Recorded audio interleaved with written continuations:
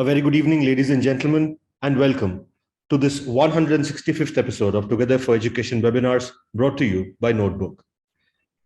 Over 2 years, actually exactly 2 years and 3 days ago, on the 20th of April 2020, we had the first episode of Together for Education webinars. The pandemic had just set in and schools had closed down. And we at Notebook felt it was our duty to set up a platform for educators to connect meaningfully on, discussing problems they were facing with the rising need of digital education and online learning, and arrive at common solutions. Today, 165 episodes later, this platform has grown much bigger than we could have ever anticipated. Over these last 2 years, we have connected with over 120,000 educators from different corners of the world. We have brought to this platform various thought leaders, leaders from the industry, performers, extraordinary achievers, all to share their thoughts on topics relevant to our school education system.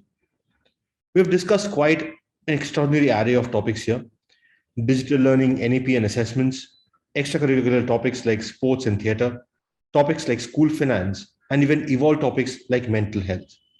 The thing that keeps us going is your love and support. And for that, we are extremely grateful to you. In schools today, we all follow a system of value-based education. Of the different values we teach children today, few are more important than accountability.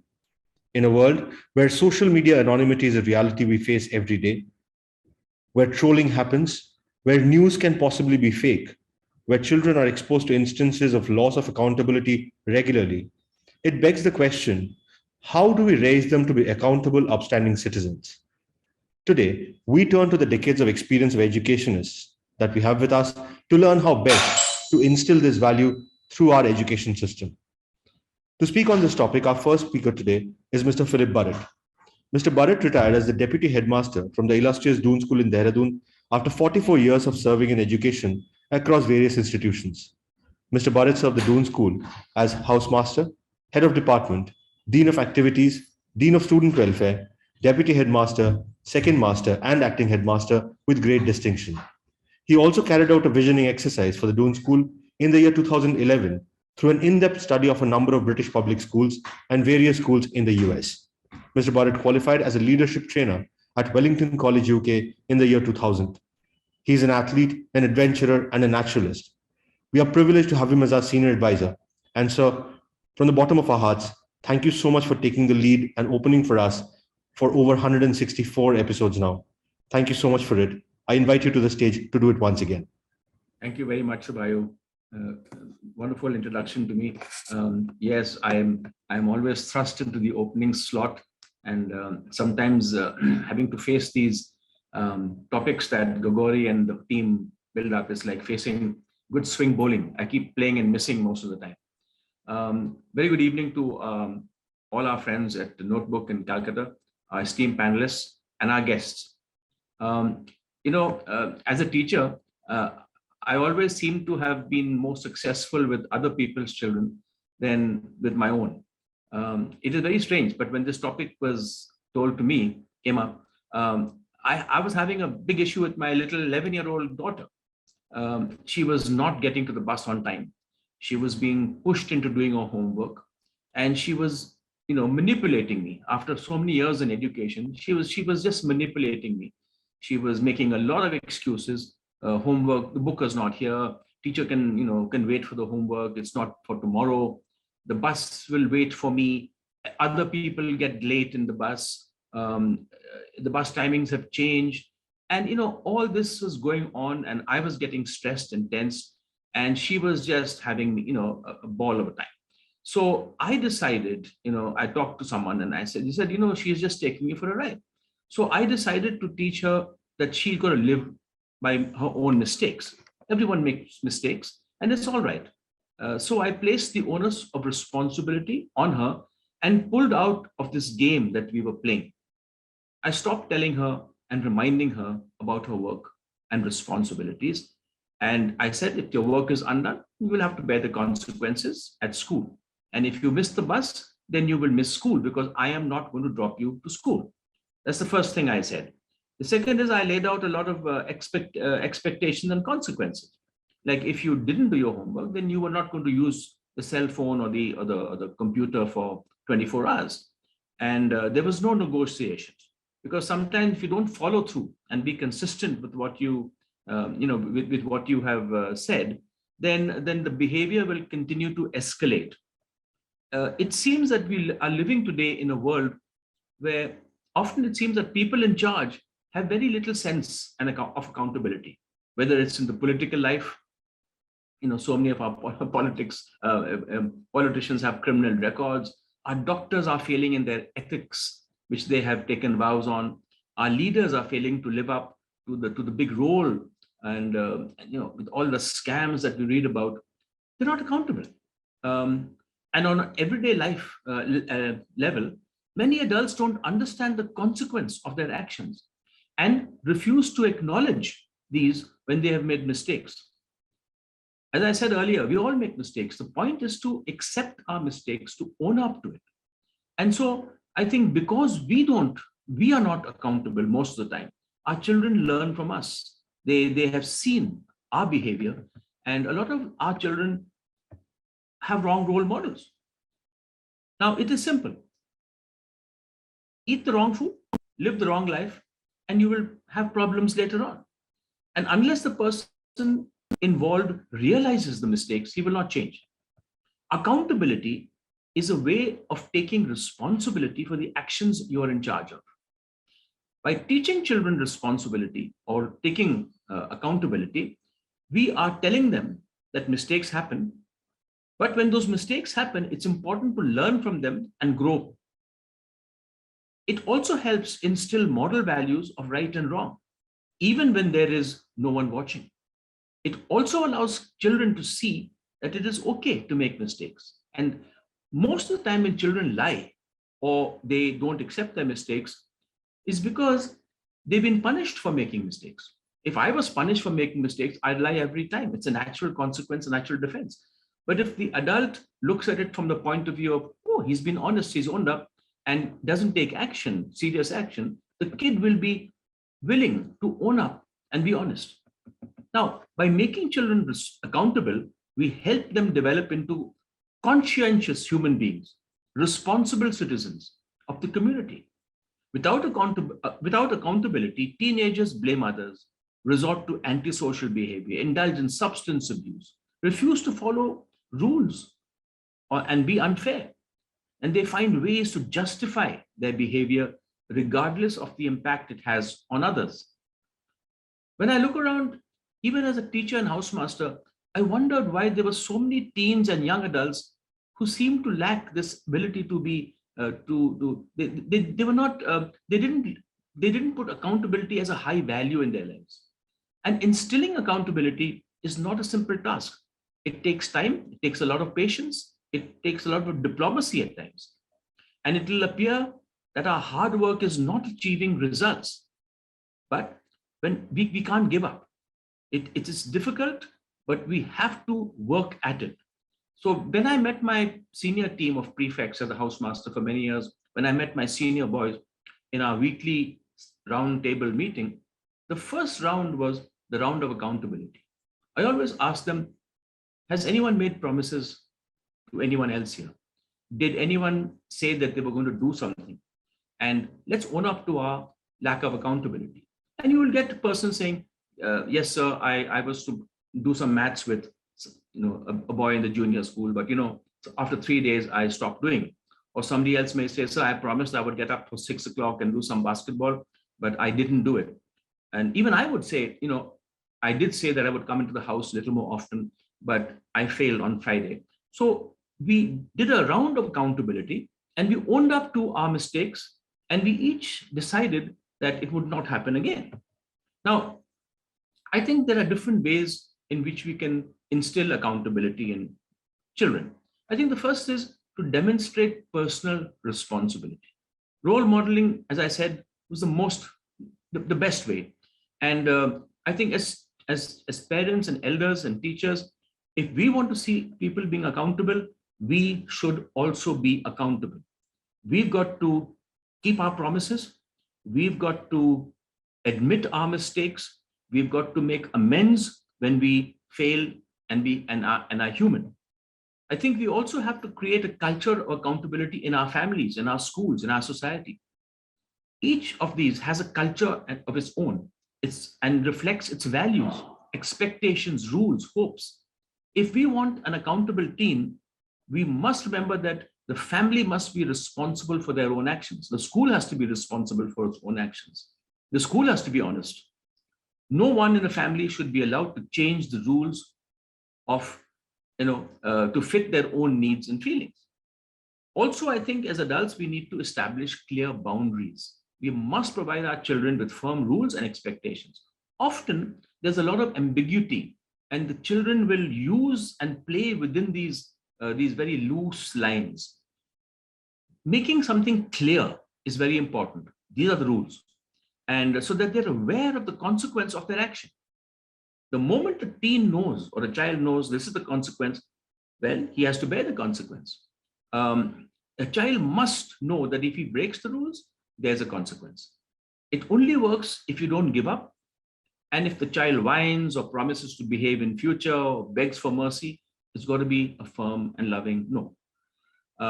We have to also learn to be more involved with their lives. The research has constantly shown that teens who have involved adults and parents around them do better. They don't involve themselves in risky behavior. They establish open, friendly, honest communication. And from an early age, if we connect with them, it helps them to be more honest with us. The other thing is, we must also not be over-involved. There's a fine line between showing a child that we support them and different to micromanaging their lives. Many parents and many of us, I included, sometimes we micromanage. When we micromanage, we let our teams know that we don't trust them enough. Helicopter parenting does not produce accountability. If we rush in to save them and speak up for them all the time, negotiate with their sports coaches, ask the teachers why he's not made a prefect, why has he not been made the school captain, then you are not letting him be, and we are over micromanaging. I think we should also restrain, as I said earlier, restrain from rescuing our children from difficult circumstances. It's easier said than done. All of us parents and teachers want to jump in and rescue someone. And I think, although we want to support them through their difficult times, I think this is the time when we need to help them become resilient, take on challenges. A child will learn to expect that others will take care of his things, the others will wake him up. And therefore, I think, as I said earlier, if a child has to get up for a certain sports practice, if we are going to wake them up, then she's never going to learn the whole idea of being accountable. They've got to wake themselves up.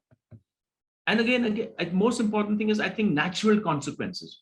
No matter how painful, a child must learn that he is responsible for the decisions that he has made.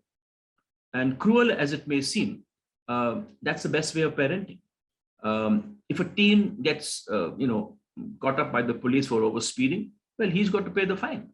A lot of parents would jump in to rescue the kid. If he procrastinates on a project, do not rush in to help him do the project. He just gets a 0. If a child is cheating and principal has given him a nil in the paper, well, that's it. There's no need to go and argue for him and beg for a second chance. Also, I think we need to start young, start small. We need to start them at home. We can't wait for them to become 17 and 18 before we teach them accountability. Putting one's bed, washing one's plate, throwing one's clothes into the machine, helping to take the dog out for a walk. These are things that even a 5-year-old can do. The more responsibilities we give children and the more we make them accountable for these responsibilities, the better chance that these children will grow up to be accountable citizens. Even asking a toddler to pick up their toys at the end of the day and helping them to pick up the toys and put it in the box is accountability. For children that might be a little older, It could be like packing their own lunch in the morning, packing their own books in the evening for school. As I said, making their beds. Also, I think positive reinforcement works much better than reprimanding. If a child does it right and gets it right, I think it's important to say, well done, give them a clap, say, I'm really proud of you. I'm really happy that you're doing this. I think positive reinforcements really work well. Show consistency. There's no point being making them accountable one day and say, you haven't brushed your teeth or you haven't done your bed, and letting it go the next day. And then for days on end, the person is just doing what he wants, and then suddenly we get strict again. So if you're not consistent, you don't follow through with what they do wrong, you are not going to build accountability. I also think that there should be a discussion on the feelings involved. Teaching accountability will also help students learn how to process their feelings in an appropriate way. Being accountable involves learning to take charge of one's emotions and processing them in healthy ways, such as taking a deep breath, journaling, or talking about how they feel. We need to teach children emotional regulation and discouraging them from, throwing around things, hitting people, breaking furniture. We need to teach them how to handle, accept, recognize, and handle their emotions in a healthy way. It's important also for children to understand the difference between the things they can control and the things they can't control. And I think this is where Stephen Covey's 7 Habits of Highly Effective People works wonderfully. I make all my students read this book. I find a lot of students worry about so many things that are not in their control. And what is in their control, they spend very little energy on. How tall they're going to be is not in your control. When their parents are going to die is not in their control, but they worry about these things. But how many marks they're going to get is under their control if they know that marks are related to how hard they work, the effort. So I often take them to Stephen Covey's book on this topic. Like for example, disruption of schooling during the COVID time and the lockdowns and homeschooling. They were not in control of these things. And yet they will spend so much energy on worrying about the lockdown.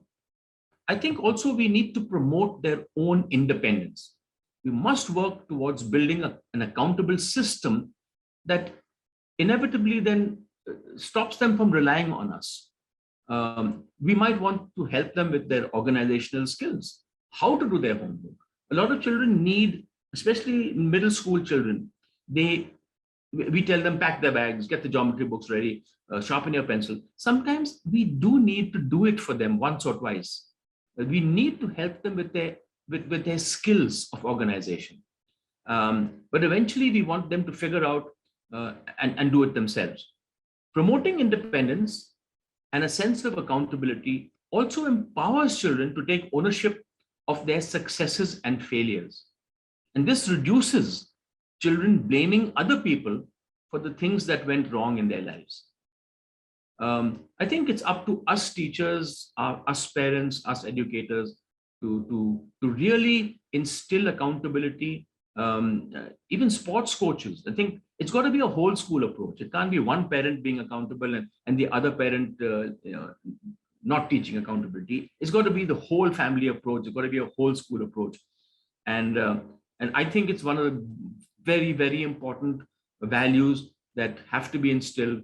And I did it with my circle talk and with my senior boys, and it worked very well. I hope, as Shivayu said, I have stroked the ball to the boundary a couple of times and got the team off to a good start. I look forward to hearing from our esteemed panel and Achin. Thank you very much. Over to you, Shivayu. Thank you so much, sir. Keeping with the cricket allegories, yes, that crossed the boundary rope quite handsomely. So something that has amazed all of us here at Notebook in our last 2 years of interactions on this forum is we have all been amazed at how you have always had the same set of rules for your students as you have for yourself. And that kind of absolute equal treatment, I think, goes a long, long way in ensuring accountability. So thank you so much for sharing your wealth of experience and expertise with us. Our next speaker, ladies and gentlemen, is Achin Bhattacharya. Achin is the founder and CEO at Notebook. A chartered accountant by training, Achin was a director at Deloitte prior to starting Notebook. He has worked in India and abroad in various senior capacities in GE, PwC, KPMG, and Deloitte. He is a member of the Institute of Chartered Accountants of England and Wales, a fellow of the ICAI, and a member of CPA Australia and CPA Ireland. He is also the recipient of the prestigious Indian Achievers Award. An avid reader and a passionate traveler, Achin has keen interests in economics, history, literature, and philosophy. He is a regular speaker at various forums and chambers of commerce and also contributes articles to numerous publications regularly. He is also on the board of some of the most renowned corporates and contributes significantly to their brand strategies. Achin, over to you. Good evening, everyone. Sure, I am audible? Loud and clear. I once again welcome all of you to today's session on a very interesting and relevant topic. And I'd like to start with two small incidents. First example is John Kennedy's acceptance of his role in the failed Bay of Pigs invasion in April 1961. So it was a CIA-run operation, began under the earlier Eisenhower administration, and it resulted in the capture of over more than 1,200 insurgents. Now, President Kennedy, he had the courage to blame himself publicly for approving the operation. And in public view, he held himself solely accountable. The message was loud and clear. The buck stops at me. We all know that there's an old saying that victory has 100 fathers and defeat is an orphan. Further statements, detailed discussions, and but he didn't conceal, he didn't step back, he didn't shy away from his responsibility. And he came forward with a one-line statement that said that I am the responsible person. And yes, it has been a mistake. The public liked what they saw from the young president and gave him a pass. His approval ratings soared. Later, Kennedy even joked in media that if he had known how his poll numbers would have soared after his unconditional and honest admission, he might have called for the invasion to occur sooner. That was more on a lighter vein. The other incident, again, with regard to a former US President, Ronald Reagan, who accepted his responsibility in the Iran-Contra affair in 1987. President Reagan took to the airwaves and revealed his role in the deal. And he was very clear. He came up, he understood that it has been a mistake. And he came up with a statement that clearly said that there are reasons why it happened, but no excuses. And he said it was a mistake.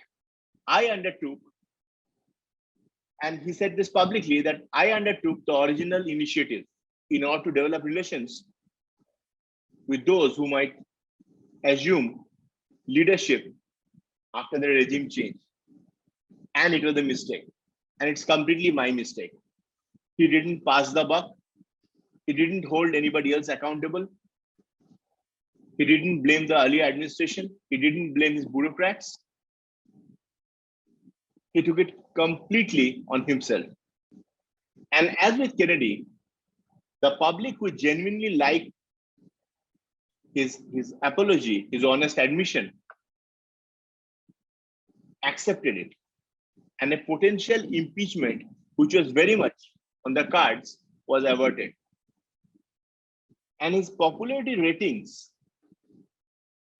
went up to 64%. by the time he left office 2 years from that incident. So two small incident, but both of this goes on to show how important accountability is, how important taking ownership is. Now, as parents and teachers, we all work every day and to ensure that we inculcate the right set of values in our children. And we all understand that this happens organically over a period of time. Of course, we want our children to be kind, loving, generous. But I think it's also equally important to teach them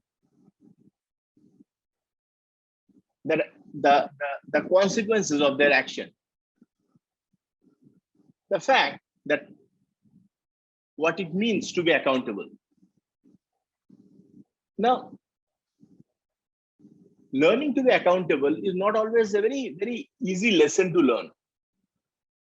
At times, it's very uncomfortable as a feeling because it involves holding ourselves responsible, both for our words and for our actions. And at times, even seasoned adults, professionals, executives struggle with this concept. So for children, naturally, it might be very difficult initially. But I think it's really important to start small. A very small incident, maybe. A child who is sitting on the floor and playing with his toys, if he or she suddenly decides to get up and go out for any other activity, maybe read a book or hear music, it's really important that instead of silently cleaning the floor that we as parents often do, I think it's really important to teach him or her accountability by letting the child know that he needs to clean up his toys, pack them again neatly in his toy box before he starts something new. A very small incident, but it will go a long way to teach him taking responsibility for his or her own actions. I think also, of course, with age, depending on the stage of development, activities will vary. But I think the basic essence has to be to inculcate this culture of taking responsibility. And while not all accountability lessons will involve discipline or wrongdoing, I think they are about consequences, as Bhatt very rightly mentioned. And consequences not necessarily have to be always negative. It is simply the action of, it's simply the outcome of any action or word. But children need to understand that there are consequences of their actions, both good and bad. And they need to act responsibility. Now, I think it's important to set the tone with regard to this culture of accountability, whether it be at home or at school. Now, of course, this will require work on the part of other members. Say, for example, at home, on the part of parents, other siblings in the house. For example, if one parent, say, if one parent decides to clean the house, maybe the mother is volunteering to clean the house, but a child needs to see his father or his other siblings, sister or elder brothers, taking accountability for their own mess, rolling up their sleeves and doing the work, ensuring that they're taking responsibility for their earlier actions, helping. Also, equally important, if one parent makes a mistake, child should actually see them having the courage to come forward and apologize, and take responsibility for their wrongdoings. I think there's no doubt about it that in front of a child, parents and teachers are role models. And of course, an action when they see it in front of their eyes, that I think that's the best possible way to teach them. So the other part is, I think Sir briefly touched upon this, consistency. So I think there's a lot of, if required, a lot of reminders, because they're young, they're trying to learn the concept. First time they're trying to understand what it is all about, accountability in their formative years.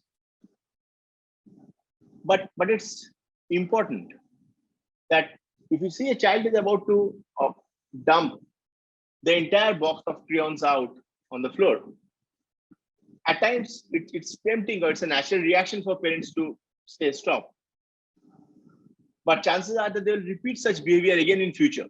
But instead, if we take a moment and remind them that if they dump the crayons on the floor, they will have to pick them all one by one. And it is only they who will have to come back and do it. No one else will. Of course, it will inculcate a culture of accountability.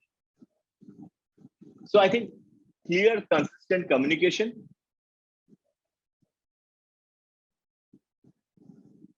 and also ourselves modeling such behavior. The other aspect is, at times, of course, as parents, as teachers, we want the best for our children. And parents, at times, it's very common that they want to protect their children, and it's natural parental instinct. But I think it's equally important to ensure that they should learn to do things themselves. For example, if they have picked up, they have, within the playground or school, they have picked up a small fight with somebody, a friend of theirs, and I've heard them intentionally or unintentionally, or any kind of abusive words. I think it's important that they themselves have to go forward and apologize. Of course, a parent has a huge role in it, teacher has a huge role in it, in terms of mentoring them, guiding them, showing them the right path. But children, irrespective of the fact that howsoever uncomfortable it may be for them, will actually have to take the initiative of walking up to their friend and apologizing. And this uncomfortable feeling will ensure that in future, they will understand the consequences of their own rash actions. So I think, so when we discuss about accountability, I think the other way to look at it, it is very different from blaming someone. If you look at the definition of accountability, because otherwise it's the natural human reaction to pass the buck, to blame someone else. In a blaming mindset, we are always looking for that thing or that person whom we can blame for whatever is going wrong. Whom should we blame? I didn't do well in my exams. Was there any distraction? Maybe a marriage in the extended family I had attended. Was that the reason? So I think accountability teaches us and teaches children not to blame others. But it is also not about blaming ourselves. It's not about having a victim kind of mindset. I think it's about taking responsibility, owning it, to be able to say that yes, the buck stops at me, and I'm ready to take the consequences of my own action. The other aspect is, I think it's really important to encourage a culture at home that it's perfectly okay to make mistakes and fail at times, but it's important not to repeat those mistakes. So one of my favorite shows, Disney shows, is Meet the Robinsons. And I really love this show because they have created a family culture where they celebrate mistakes and what you can learn from it. And then it's the whole process. I think it's important to develop a culture that mistakes are okay. At times, it's natural. At times, it's very much practical.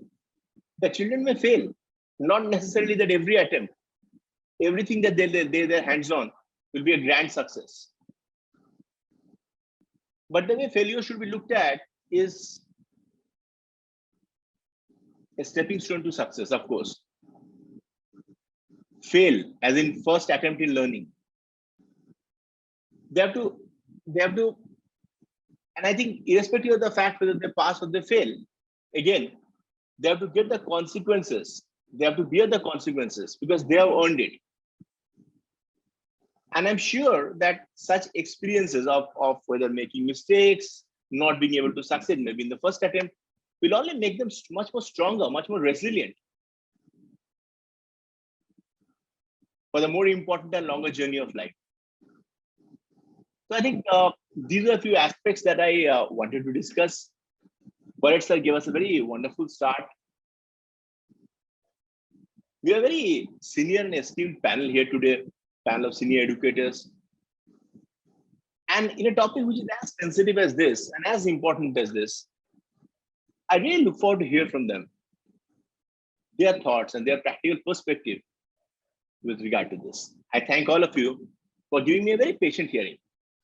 Over to you, Shubhai. Thank you, Achin. Thank you for that wonderful presentation. Well, ladies and gentlemen, as Achin mentioned, we have a wonderful panel lined up for you today. However, before we start with the discussion, here's a little bit about us here at Notebook. We at Notebook are an EdTech platform. We make short videos pertaining to the school curriculum. This means that every topic, right from class 1 through to class 12, from all the subjects, would have pertaining notebook videos on our platform. Now, these videos come in handy in two cases. One is when you as a teacher are introducing a new topic to your students. You can play these short videos, they're just 6 to 10 minutes in duration. And these would provide your students with a visual aid to whatever you're going to teach next. The second use case is when the students are studying at home. They have access to the same videos on their personal devices, be it a laptop or a smartphone. They can watch the videos over and over again until they get a good hang of the topics that you had taught in class previously.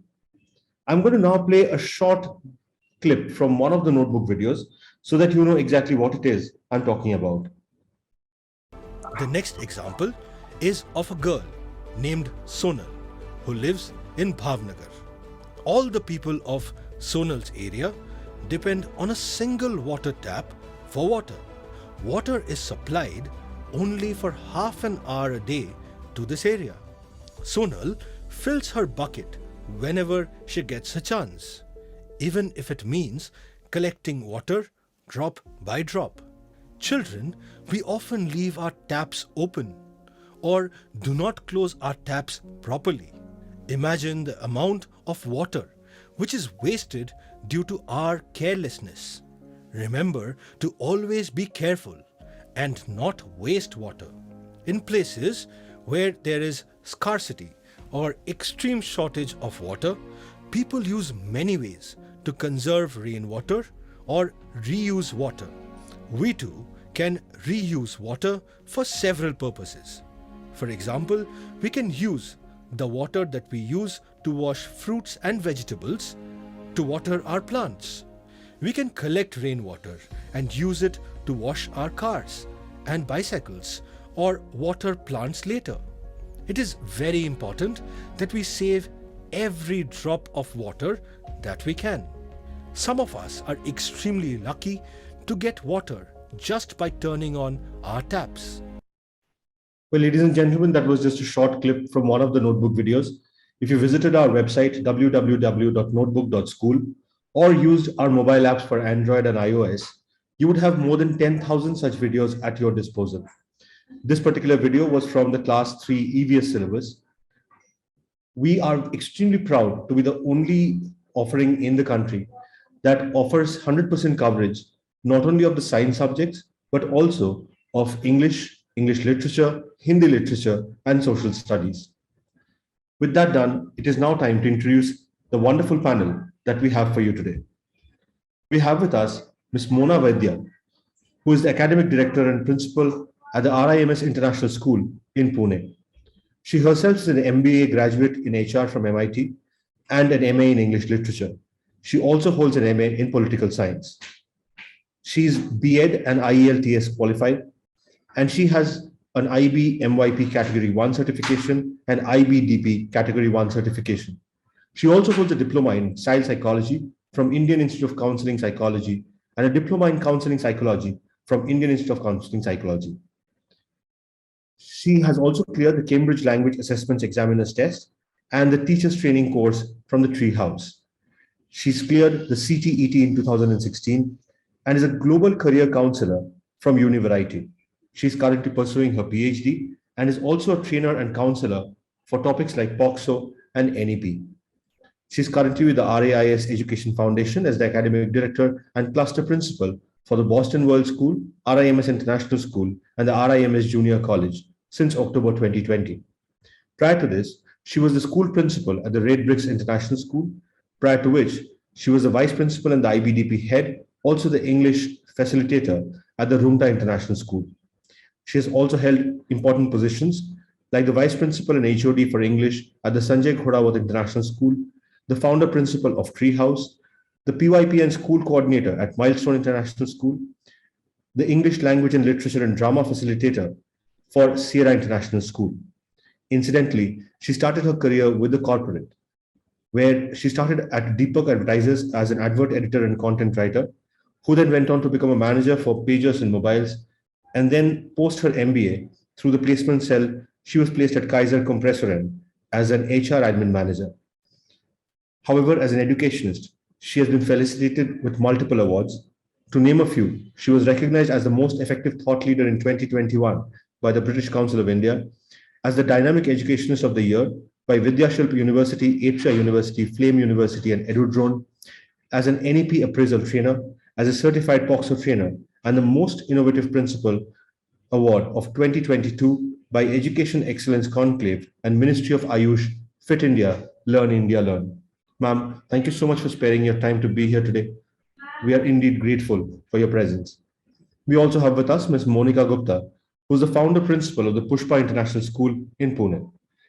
An English literature postgraduate with B.Ed, Ms. Monika Gupta began her voyage in the field of education as a senior teacher in a CBSE school at Indore, Madhya Pradesh, followed by being a lecturer, a professor, and finally the principal of a CBSE school in Pune. She also completed her MBA in HR from Pune University, and currently she is a research scholar pursuing her PhD in management. Being a veteran in the field of education and academics, Ms. Monika Gupta is credited with approximately 24 years of experience in teaching and execution of various curricular and co-curricular activities associated with the process of teaching and learning. She is an out-of-the-bounds thinker with experience in the design and implementation of innovative practices in education. She is proficient in streamlining systems with a proven capability to enhance operational effectiveness, meet operational goals within the cost, time, and quality parameters. She has comprehensive experience in the functioning and running of processes and procedures that are requisite of CBSE schools, including affiliation procedures, management techniques, and ensuring the effective and efficient drafting and implementation of the curriculum.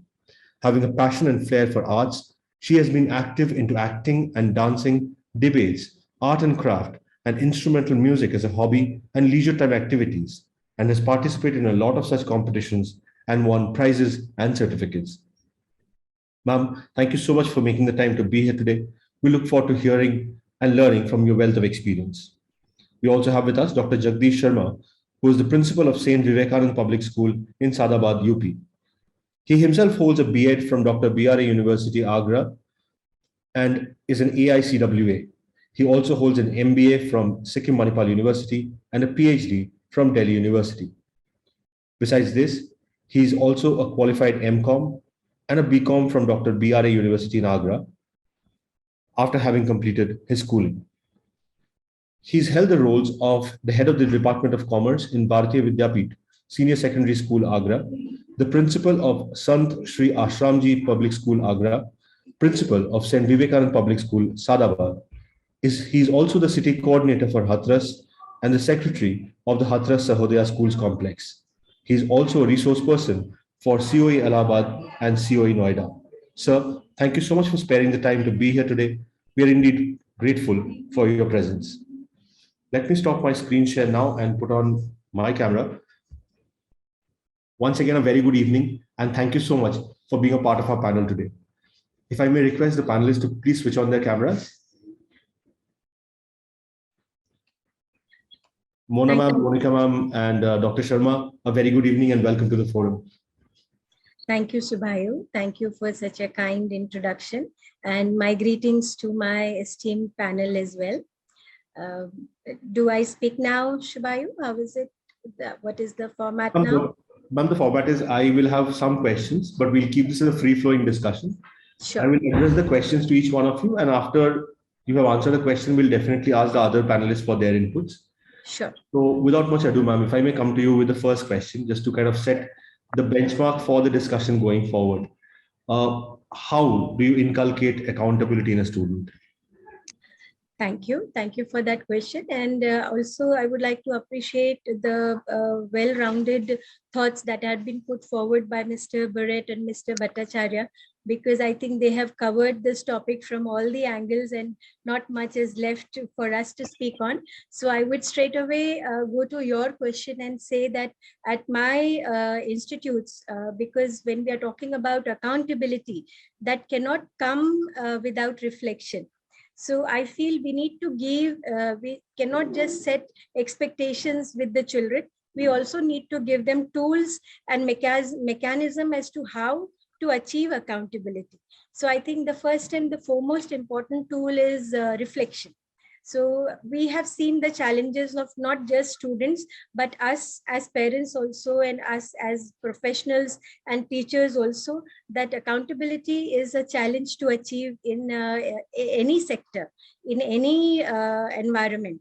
So not only with the children, but what we do is we have this practice that every day when the last bell rings, it rings 15 minutes prior to the dispersal time, and last 5 minutes, all my students, we have a diary called reflection diary, and all teachers are also given this and all students are also given this, and last 5 minutes of their day, they just sit for 5 minutes and they reflect on their day, how it has been, what they have learned, what went well, what went wrong, if they have done a mistake, or if they have not, like Mr. Burrett said, that not kept a promise. So then they reflect on it and they put it down in the diary.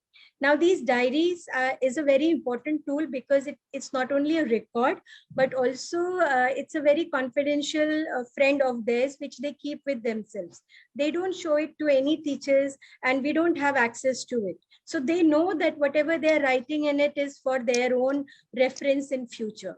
So over the years, I have seen that this habit has inculcated not only accountability, but also various other skills, like they have become more empathetic, they are kind, they are more open to sharing, they are more open to accepting not only responsibility, but also their faults. So over the years, this one tool has helped them a lot, which is working very well in all my institutes, which is currently 2 schools and 1 junior college.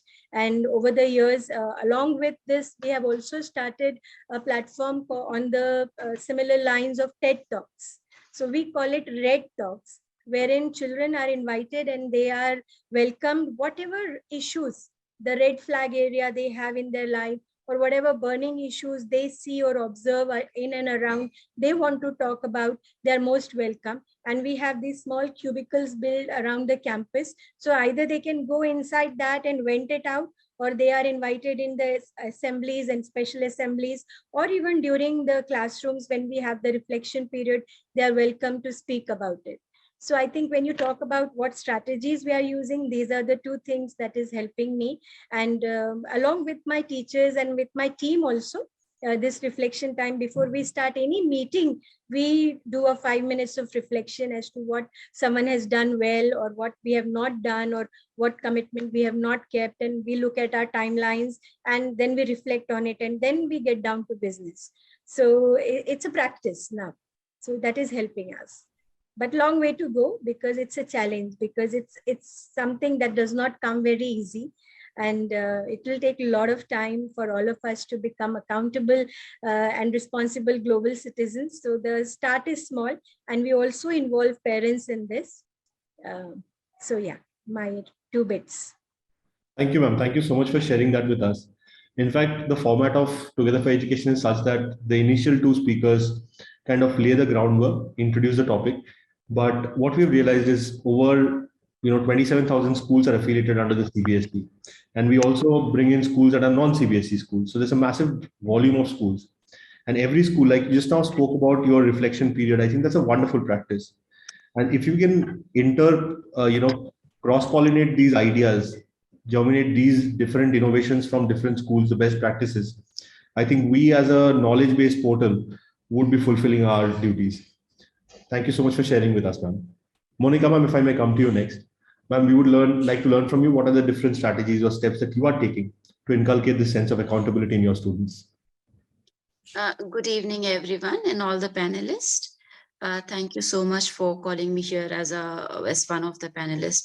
Now, so much has been said about accountability and what all we do. Yes, we do a lot of things, yet I think it is very difficult to say whether we are actually have been able to inculcate what we want to or no. We do a lot of things, employ a lot of strategies in this school, like ma'am has already told that she has been implementing some reflection period. Same way, we have a few strategies, like we have a counseling unit in our school, and there is once in a week that the child with the class teacher gives time to the students of the same class to counsel the other children. The children come up with their problems, they come up with their difficulties or just whatever, and they seek help and advice from their peers. Now, the other one who is giving them the advice is definitely holding some sense of responsibility while answering to them. Also, this is there in the NEP, which says that we also have to take into consideration the peer feedback word is over there. So considering that, we have started this, that other than simply going to the counselor's chamber, why don't you simply counsel each other and let me see what the students think about each other and their families. And trust me, they come up with a very, very responsible behavior. They come up with a very responsible answer. Very small children from class 2 and 3, I have seen them telling the other children, no, you should not do like that. You should respect your elders. Try and understand, your mother cooks the whole day. So there is the time when we understand that child has understood what the word responsibility and accountability means. Same with the teachers, we have a lot of activities. When I plan a lot of things, I give them some training, and then at some point of time, I just throw things up to them. You manage. Of course, I am standing at the back, but you manage and understand how it goes. And they come up with wonderful results. But then, as Ma'am Vaidya has already said, long way to go. We cannot change the system overnight. Yet I think the future is in our hands.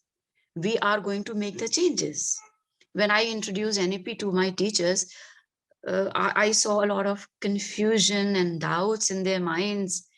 And I saw that when I introduced few of the activities to them, like I said, each and every teacher, not only the theater or the drama period, each and every teacher in their teacher's diary is going to write one activity out of their topic and have a 1-minute drama for each child. I don't know whether it is going to be drama or a skit or a role play or a monologue or a dialogue, but I want it from everyone and each one of you.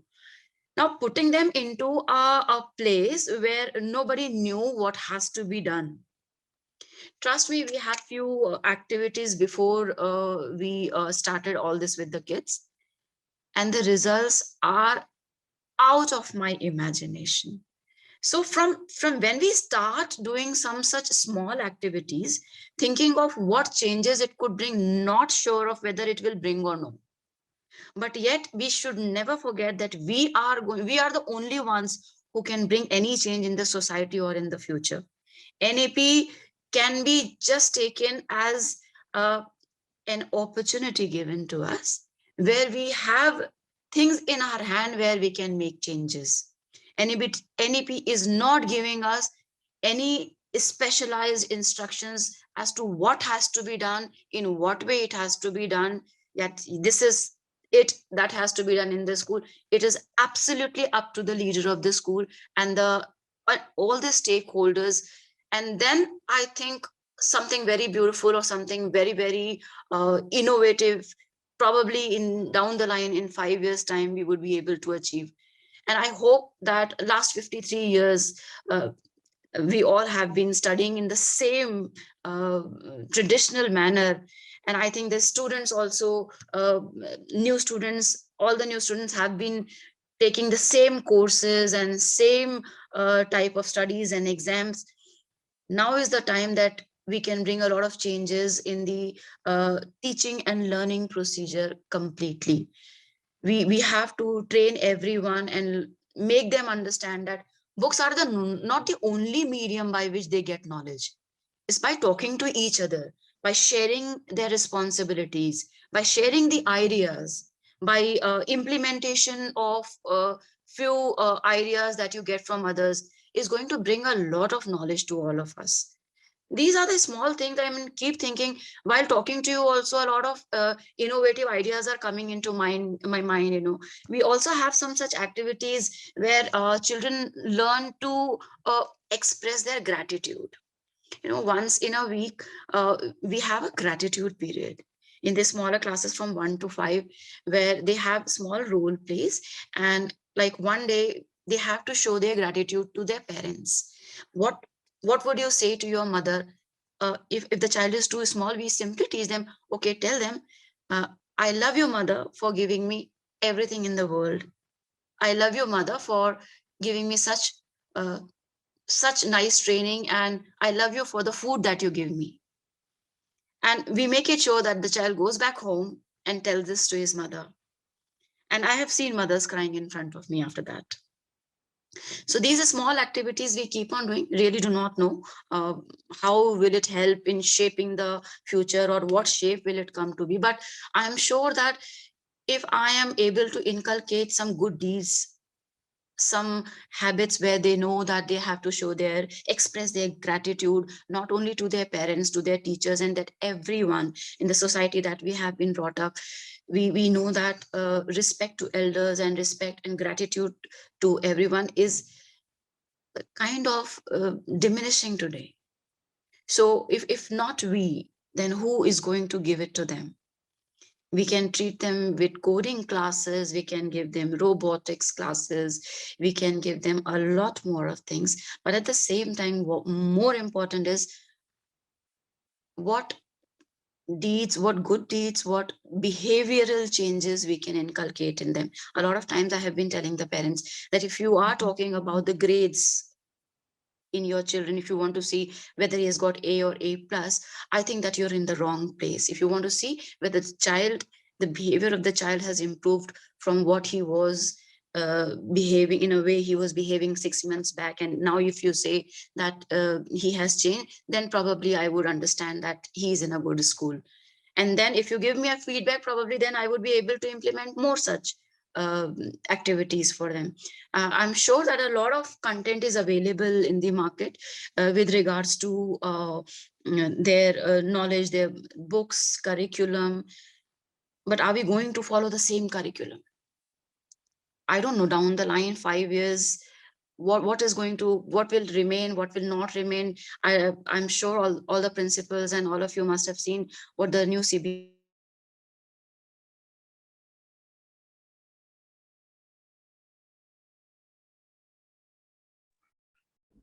I think there's a bit of a connection outage, and I'm not getting Monika ma'am's audio.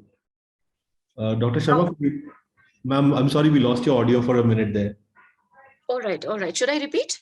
Yes, ma'am. If you could just give us the last few seconds. All right. I was just telling you that very recently, 2 days back, we got a circular from CBSE saying that we should have only 2 or 3 periods, learning periods, and rest of the other periods out of 8. I mean, if 3 periods are going for main subject teaching, then rest of them should go for activities. Now, a big challenge for all of us that if I'm giving only 3 periods a day, how am I going to complete the curriculum? And what all do I have to teach to the students in these 5 periods? Am I going to remove all my subject teachers and employ only the sports teachers or the activity teachers? What will be the response of the parents if we go ahead with this? Or there are some other ways by which we can find out novel ways of teaching and include activities and a lot of activities, like gamification of the studies.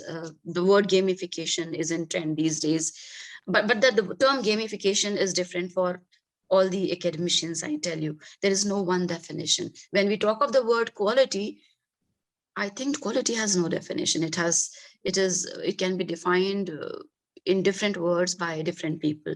Same as with the education, implementation of the education, impart the knowledge that we have to impart to the students, the deeds that they learn, and the curriculum that they are going to learn in the next 5 years. I am not really sure what we are going to do, but definitely I'm going to be very, very hopeful that this is the chance that we have got to change the future and change what was there all through this 52 or 53 years. Let us see how together we can change. Maybe Shubhayu and Mr. Jagdish and Ms. Monal, we all should sit together, and we should keep sitting together, and probably, let's see, the shape of the future is in our hand. Mr. Roy, up to you. Thank you so much, ma'am. And I love that optimism. I salute you for your effort, because you came from higher education and now you've come into a school. And when you say the future is in our hands, you've quite literally taken that mantle up. So first of all, congratulations on that. Secondly, ma'am, when we started out with Notebook, the idea was to get into the edtech space and disseminate knowledge as it is in the curriculum. Down the line, what we have realized, and this coming from a corporate world into the education world was an eye-opener for us, that actual dissemination of learning material is a very small percentage of the overall pie of education. And the Together for Education webinars was entirely an idea to fill up the rest of the pie. In fact, very interesting. What I would request you to do is, if at some point in time, if you go to our YouTube channel and look at the playlist of Together for Education webinars, games-based education, gamification, value-based education, activity-oriented education, use of theater in education are topics that we have covered at some point in time. And I believe that wealth of knowledge that we have created, and it's just a collection. For us to claim that we have created that knowledge would be absolutely unfair. We have essentially created a platform where experienced educationists like you all have come and shared their knowledge. And I think that given the new direction that CBSE wants to take, given the new direction our country's education system wants to take, I think that provides quite a bit of valuable resources that maybe all of you would find some use of. But ma'am, thank you so much for sharing those ideas. Particularly, the peer counseling circle is something that has great results in so many different cases. Thank you for sharing that. Dr. Sharma, you're welcome, ma'am. Dr. Sharma, if I may come to you next. So we would like to know that what are the strategies that you are implementing in your school? Yes, sir. Sir, can you hear me? Absolutely, sir. Okay. So learning is a culture. Instead that the culture with the student as the human being needed to understand the environment and it and to the culture. With the student taking what we give them and using it to those physical and digital learning and give the perfect and positive environment to the student in our school. So even the practice that the promote our undermine the learning process itself are the first and foremost human and culture practice, because the student become a good human being after some time, not engineer, doctor, and scientist. First of all, we adjust the human being of that persons. So the important factors related to the learning that persons the learning factors, then physical factors, and other factors are the emotional and intelligence, and teacher personality is also involved in this one. The teacher present always the accountable person in front of the student in the teaching classes as the role model teachers. Then behave like a good teacher, and now the good teacher become a great teacher. And some activities related to this one. So because you know very well, the teachers shifting to the educator, and the educator shift to the facilitators. So we are facilitators, and all round development of the student depend on upon you and me. So anything related to this one, the responsibility of the teachers and accountability of the teacher totally depend on the authority. So authority and responsibility and accountability correlated to each others. But in that condition, the some important factors, the teachers, three types teachers, like the teacher by chance, teacher by choice, and teacher by accident. So from this form, to request to all my dear teachers, you become a good teacher, teacher by choice, not by chance, not by accident, because you know you are the facilitator and nation builder of the children. So very well, the teacher is a liable to be the head, the accountable functions in the student in the classroom teaching, the mentioned different way as the teacher diary and talking with children's, then activity based learning, the problem solving also involved in this one, like the creative and create the thing related to the in front of the student, like a one activity. So thank you very much, sir. Very last time for me because I last. So thank you again. Thank you, sir. No worries, sir. Thank you so much for sharing that with us. I think those are very valuable thoughts. And we keep going in a circle, so I'm sure you will add in more points when we come back. Mona, ma'am, if I may come back to you.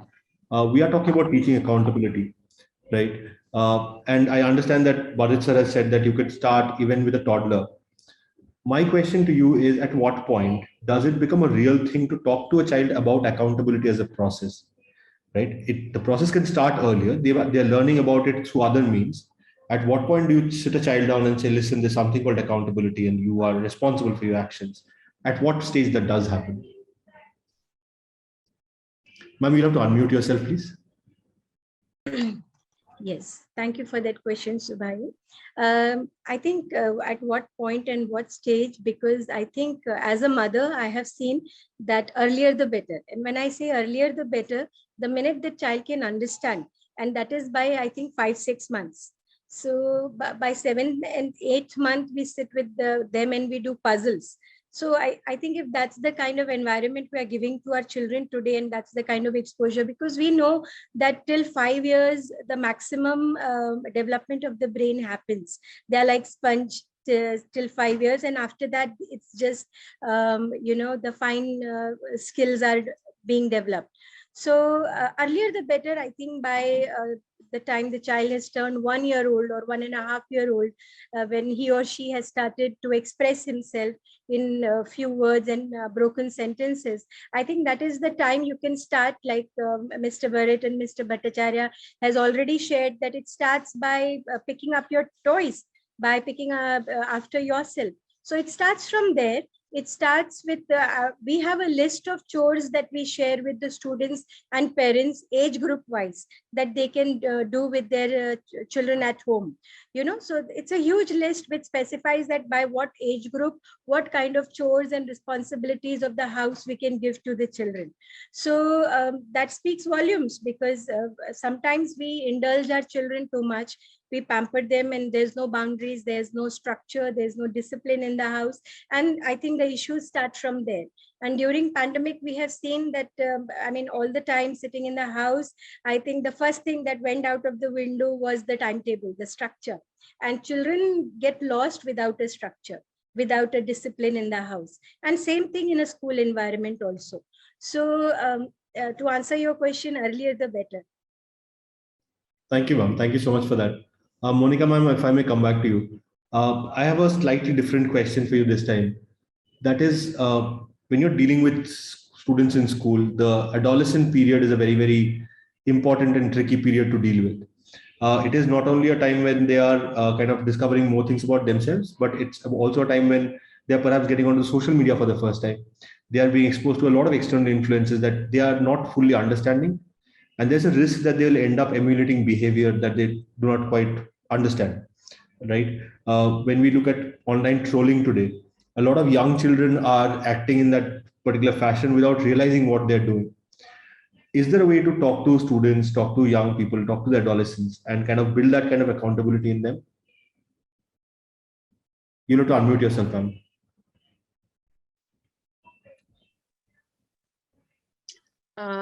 Mr. Roy, thank you for this question. This is much needed. There is only one thing I would like to rectify here, that they do not get exposure to the media and the social platforms only in the adolescent age. You look at a toddler, he's roaming around with a mobile. And a lot of parents tell me that, madam, I am not so quick at doing things in the mobile. My child, who is 1 year old, quickly does it. And my mobile was locked, and my child was smart enough to take my thumb to the passcode, and he opened it and then he started playing with it. So the children are very smart. Like, there are few things Mona ma'am says that we need to start it as early as possible. Now, with social media behavior also, we need to give them the training as early as possible. Simply telling them don't touch the mobile is one thing, but are we training them with the proper social platform behavior which it should be during when they are online? One child is using the technology, he's just playing games. But when he grows slightly, with growing years, he learns to act on the social media with his own temperament. And a lot of things they learn by simply reading or whatever post they see. They don't have any knowledge of their own. They see somebody is smoking, they feel like smoking. They feel somebody is trolling, they feel like it's a pleasure to troll someone. They feel that somebody is criticizing someone, they feel it's their right to criticize someone. Here is the time when the role of parents or a counselor or the teachers come, which is very important. We need to tell them from the very beginning what is right and what is wrong. See, we cannot take charge or be accountable for every situation and every event that happens in the life of a child. And when you are talking about an adolescent, he goes through a lot of physical and mental changes and hormonal changes too. We see, he is a 14-year-old, we are not. So it is our turn to understand them. In what way? We were also 14 or 15 once upon a time. And we have also seen the same phase where our temperaments were completely different. I remember I was a very, very pampered child of my family, but not anymore. I never thought of myself that I would be holding such a responsible post, but here I am.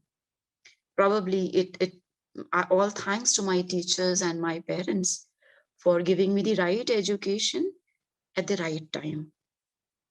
So here my request is to all the schools, to all the teachers, to all the parents, to everyone, that you have to be responsible enough to teach each and everyone how their behavior should be, if you're particularly talking about on social platform, otherwise also, but also on social platform, we need to tell them what is right, what is wrong. And every time there is something which goes wrong, it is our duty to tell them or snap them immediately, give them some kind of punishment. I'm not talking about the corporal punishment. I will not talk to you for next 10 minutes. it's a punishment in itself. If you have said something bad to anyone, if you have said something bad to your classmate on social platform, on the same platform, say sorry to him. This is a small punishment. If we take this responsibility, all of us take this responsibility of teaching them, training them, I think again, the future is in our hands. We can do a huge lot of things. And if somebody says, if parents come and tell me that, madam, these children are beyond correction, we cannot help, they don't listen to you. But then if they don't listen to you, that means you're not interesting enough to them. If you are still talking to them in terms of this is the camera and a bird will fly out of it, they will not probably very impressed with your example. You need to give them example which is which interests them, which is from today's times, which is something at which they will get attracted to. When you build some online platforms for learning, the basic idea is to make teaching and learning more impressive, attractive, and more joyful. And if media can try for this, humans can try this for sure. So the first and foremost thing that the training should be started from home. And definitely, since a large amount of time the child spends in the school, it is the responsibility of each and every teacher, principal, all the stakeholders, in fact, everyone. Let us not talk about school or teachers. I guess it's the duty of everyone to make the children, adolescents, aware of their responsibilities and their accountability, especially on the social media, because it is seen by so many other people at the same time. So it's very, very, very important that we should be little strict also with our training when it comes to posting on social media.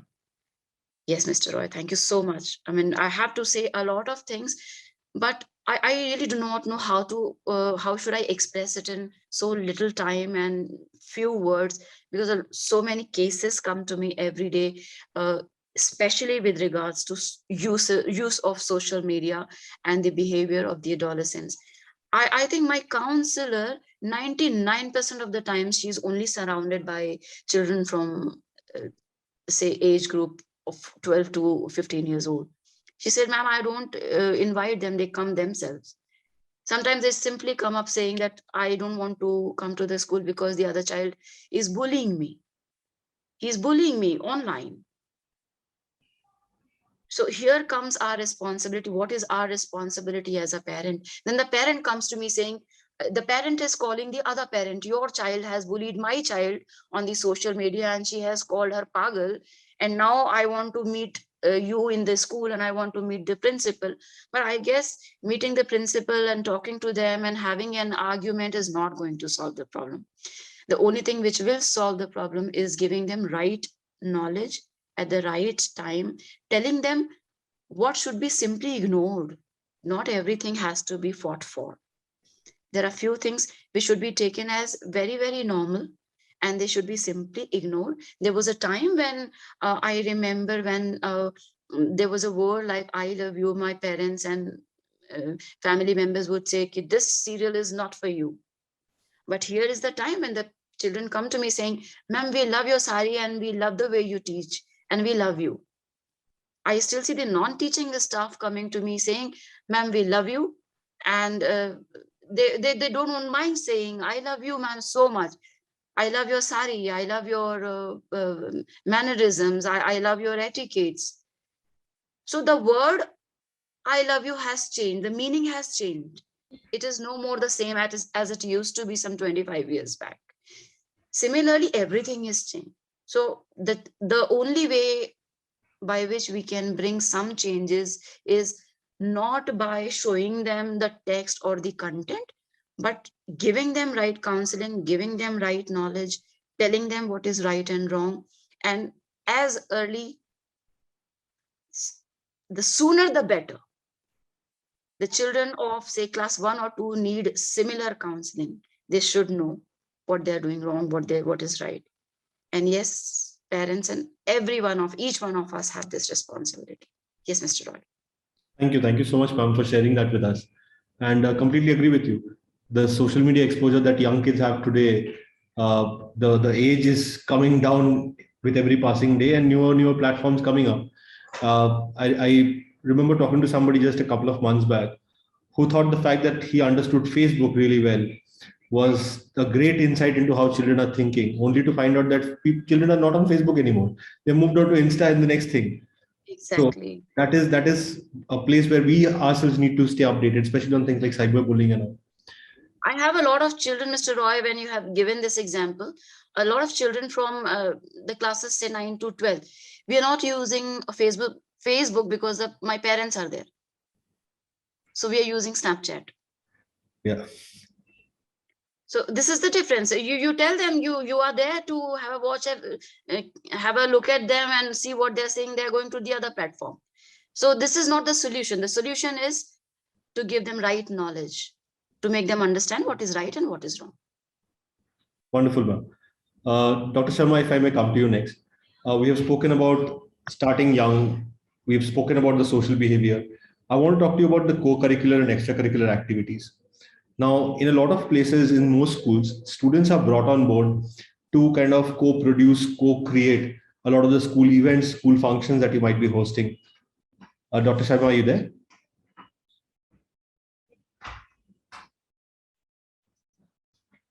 Gauri, could you please check if Dr. Sharma is still online? Let me just check. Then both Monika ma'am and Mona ma'am, I would love to have your inputs. I'm sure in your schools, your students shoulder a lot of the responsibility of extracurricular activities. How does this impact their senses, their sensibilities in terms of being accountable?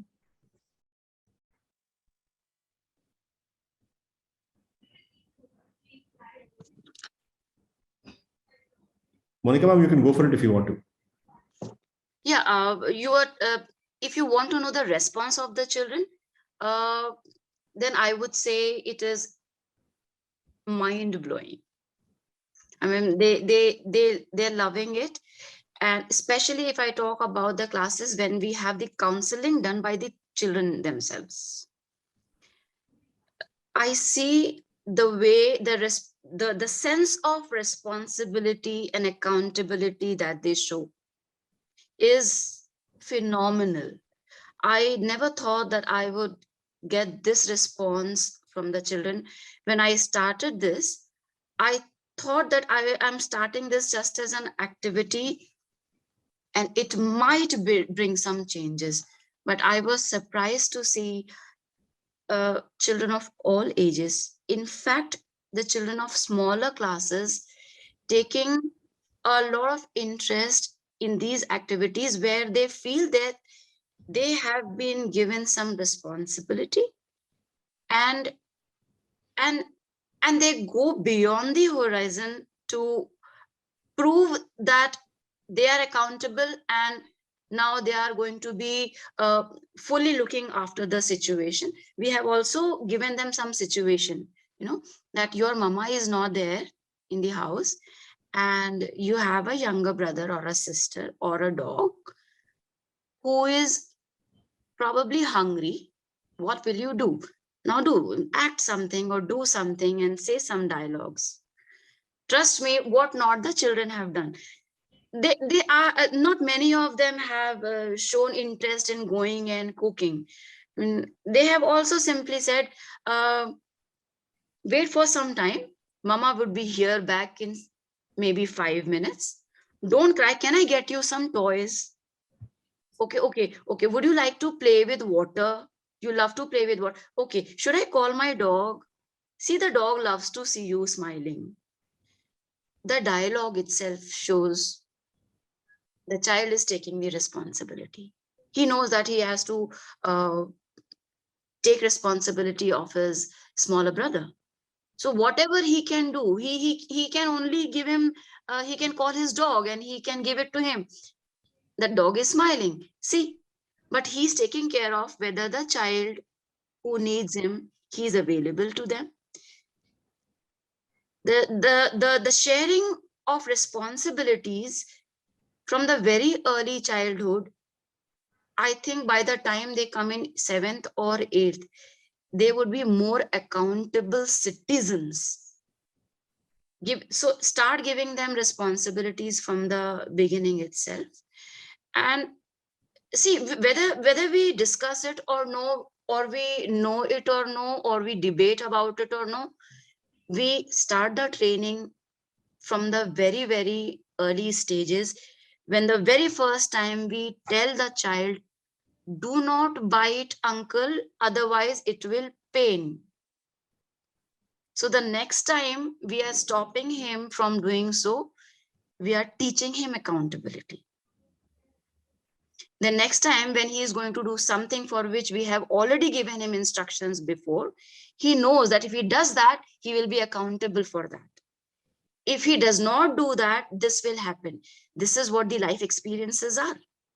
Now, you use any term, we can have a debate, we can have explanations, we can have paper presentations, but the natural way is, this is how we have been brought up.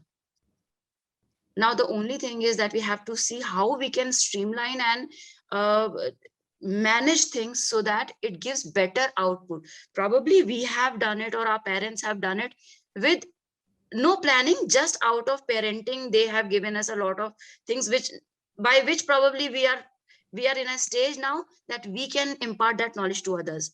But we have been educated, we are educated, we can actually plan things for the future parents or for the current parents. That may give them a lot of chance, good exposure to this field where they can also be teachers at home. A lot to do, Mr. Roy. I would also like to know if you can give me some suggestions, some activities which I can do in my school with my teachers. But when it comes to dealing with children and dealing with topics like accountability, we are firmly at the learning end of the spectrum. You guys are at the forefront of things. It's the wonderful activities that you plan, you implement in your schools that we learn from, and we kind of spread it with other schools. And that's what our job here is. But ma'am, we at Notebook are always happy to enter into a dialogue with any school and help you frame any activities that you might want to work with us for. But at this stage, we are a little short on time. So ma'am, I thank you. To Bharat sir, thank you so much for that wonderful, wonderful start that you gave us, sir. Really gave us a flying start into this wonderful topic. Your vast experience helped us today as always. Mona ma'am, thank you so much for sharing your views. I think the reflection period idea is a wonderful idea that I'm sure people will take back today, and some of the schools may even implement it. Monika ma'am, you've given us a wealth of inputs. Thank you so much for that. I think, thank you ma'am. In terms of your peer counseling system, in terms of the different strategies that we implement, and to borrow a line from you, the future is in our hands. Dr. Sharma, once again, thank you so much, sir, for your inputs. I believe we had some connectivity issues, so we lost contact with you. But we look forward to having you, all of you, in our future sessions and learning more and more from you. To the wonderful audience that we've had today, once again, thank you so much for being with us for this particular session. It is your presence, your love and affection that really keeps us going. Thank you so much for being with us today. We wish you a great time, and please stay safe and take care until we meet you again for the next episode. Until then, goodbye. Thank you. Thank you. Thank you, ma'am. Thank you so much. Thank you so much.